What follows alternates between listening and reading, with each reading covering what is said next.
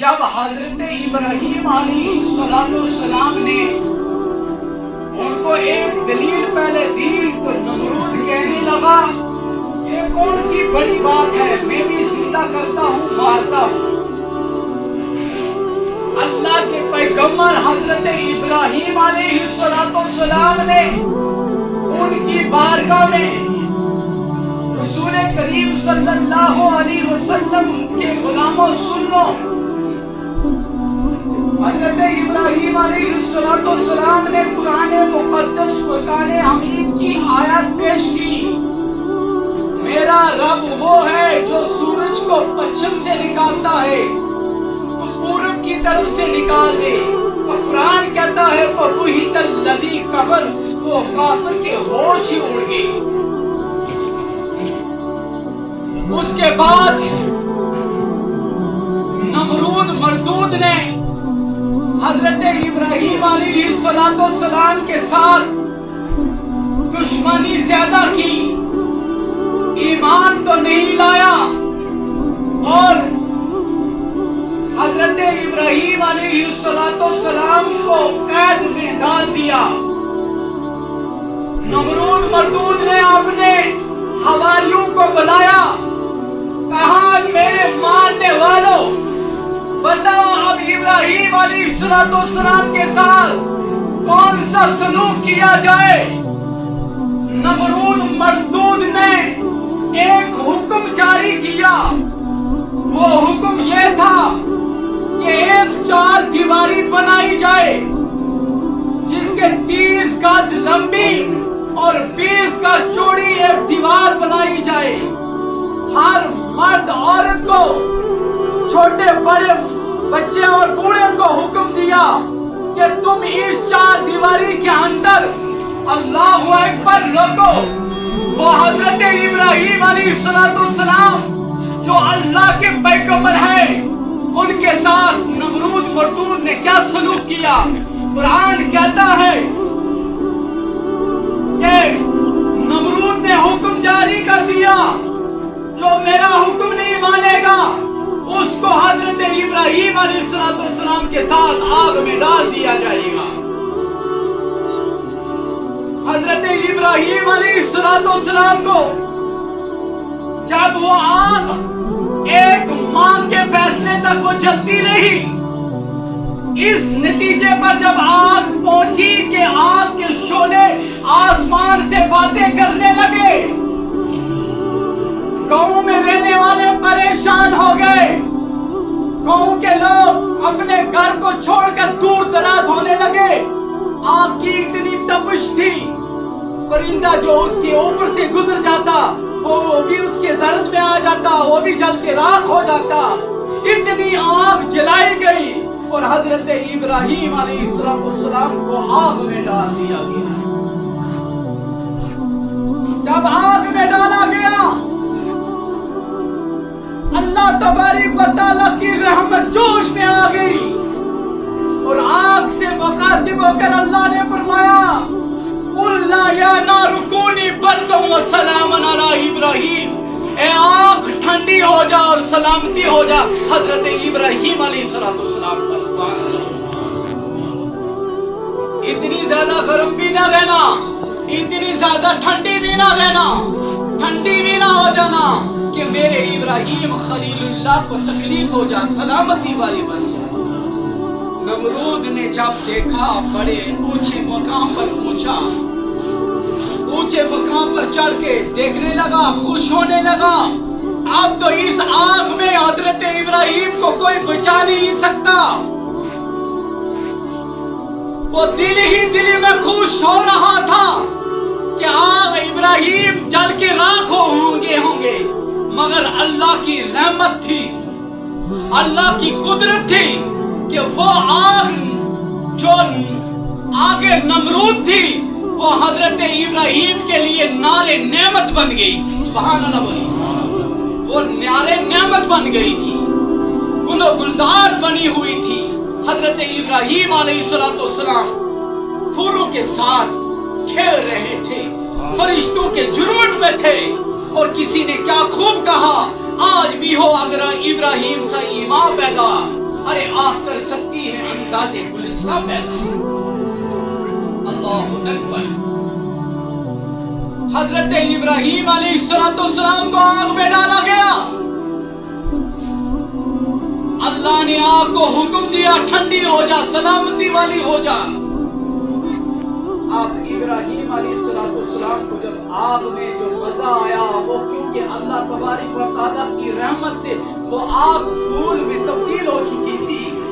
اللہ اکبر. کسی نے پوچھا اے ابراہیم تو اس نارے نمرود سے کیسے بچا؟ میرے مسلمان بھائیوں سن لو, حضرت ابراہیم علیہ السلام نے فرمایا ھذا من فضل ربی, یہ میرے اللہ کا فضل ہے. ذرا اونچی آواز سے بولیے سبحان اللہ, بولیے اونچی آواز سے بولیے. آپ یہاں پر بیٹھے ہوئے ہیں, آپ کو پتہ ہونا چاہیے کہ انبیاء کا ذکر کرنا, انبیاء کا تذکرہ کرنا, اس میں کتنا یہ جو ہم حج پر جا رہے ہیں, حج کرنے کے لیے جا رہے ہیں, یہ کسی اور چیز کا نام نہیں ہے. حج یہ صرف اللہ کے محبوب بندوں کی آداؤں کا نام ہے. حج سبحان اللہ بولیے. ایک اللہ کے لیے مجھے بتائیے, صفا مروہ جو ہے ایک پہاڑی ہے, دو پہاڑیاں ہیں, نہ اس پر کوئی قرآن اترا ہے, نہ قرآن کی آیت اتری ہے, نہ کوئی نبی پیدا ہوا ہے, نہ کوئی اور کوئی پیدا ہوا ہے, مگر قرآن نے اس کو یوں یاد کیا ان الصفا والمروہ من شعائر اللہ, بے شک اللہ کے نشانیوں میں سے ایک نشانی صفا اور مروہ بھی ہے. سبحان اللہ. مسلمانوں اب بتاؤ اللہ کی نشانیوں میں سے نشانی کیوں ہے؟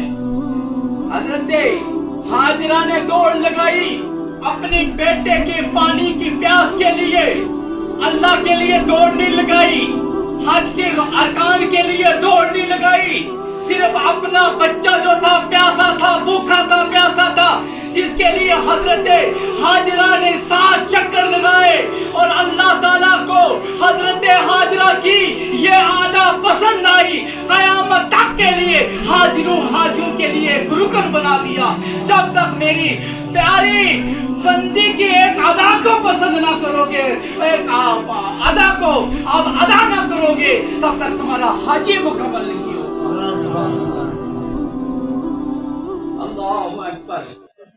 کسی شاعر نے کیا خوب کہا ہے کہ دوزخ میں تو کیا میرا سایہ نہ جائے گا,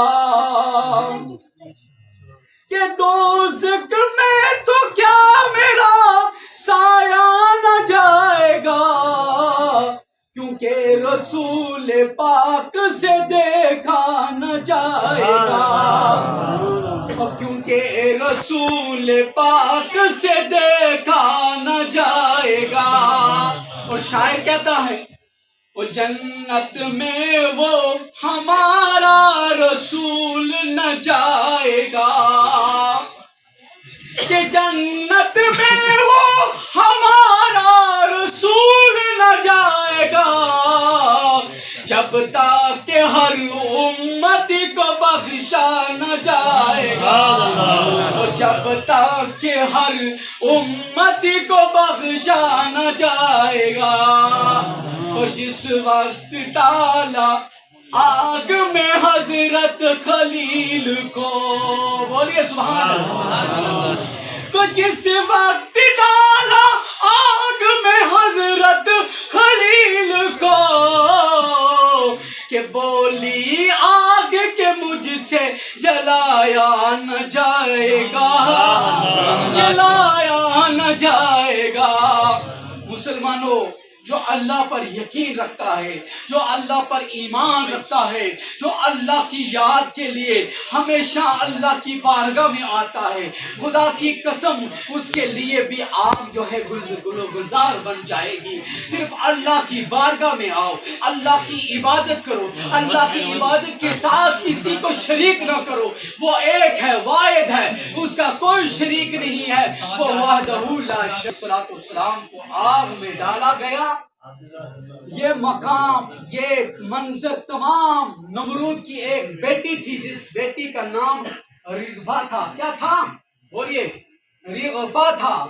بلند مقامات پر بڑی آگ میں ہیں، مگر آگ ان پر کوئی اثر نہیں کر رہی ہے، آگ تو گلے گلزار بنی ہوئی ہے۔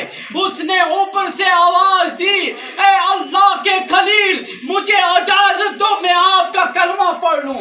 حضرت ابراہیم نے آگ میں اشارہ کیا کلمہ پڑھ لے، تو نمرود کی بے اللہ ابراہیم خلیل اللہ اتنا کہنا تھا کہ اس لڑکی نے بلند مقام سے آگ میں چھلانگ لگا دی، حضرت ابراہیم علیہ السلام کے پاس پہنچ گئے۔ سبحان اللہ بولیے نا۔ حضرت ابراہیم علیہ السلام کے پاس پہنچ گئے۔ حضرت ابراہیم علیہ السلام کے پاس جب پہنچی، اس کے لیے بھی آگ گل و گلزار بن گئی تھی۔ جب وہ وہاں آگ سے باہر آئی، باپ نے بڑا تشدد کیا، رشتہ داروں نے تشدد کیا، دھوپ میں بٹھایا، ننگے پیر دھوپ میں ریت میں اس کو لٹایا۔ اے میری بیٹی سن لے، ابراہیم کے دین سے پھر جا، حضرت ابراہیم علیہ السلام کے دین سے پھر لے۔ مگر خدا کی نافرمان وہ بیٹی نہیں تھی، وہ بیٹی فرما بردار تھی۔ اس نے باپ کو کہا، اے میرے باپ تو میرے جسم کے ٹکڑے ٹکڑے کر دے، مگر میں حضرت ابراہیم علیہ السلام کے ایمان کو نہیں چھوڑ سکتی ہوں، اس کے دین کو نہیں ترک کر سکتی ہوں۔ اللہ اکبر۔ اور اس کے بعد اس نمرود نے اس کو بہت تشدد دیا، مگر اس کے بعد حضرت جبرائیل علیہ السلام کو اللہ نے بھیجا، جاؤ اس ظالم سے اس بیٹی کو چھٹکارا دلاؤ اور جا کر اس کو حضرت ابراہیم علیہ السلام کے حوالے کر دو۔ مسلمانوں، وہ بیٹی کا رفقہ کا نکاح حضرت ابراہیم کے بیٹے سے ہوا، اور کئی اولادیں ہوئی ہیں جو نسل پر نسل انبیاء کی ہوئی ہے۔ سبحان اللہ۔ اگر ایک دشمن کی بیٹی، اگر نافرمان کی بیٹی، اگر مشرک کی بیٹی، اگر کافر کی بیٹی حضرت ابراہیم کو آگ میں دیکھے کہ آگ اس پر کوئی اثر نہیں کر رہی ہے، وہ آگ میں کود سکتی ہے، وہ بھی صحیح سلامت رہ سکتی ہے۔ مسلمانوں، ہم تو زیادہ نبی کو، ہمارے نبی تمام نبیوں کے امام ہیں، ہمارے دل میں بھی اگر ایمان ہو، ہم بھی آج دنیا کے جتنے بھی دجال آئے ہوئے، وہ دجال جو دین پر کوتے کی طرح بھونکتے ہیں، خدا کی قسم ہمارا دین بھی کل بھی چمک رہا تھا اور آج بھی قیامت تک کے لیے چمکتا رہے گا۔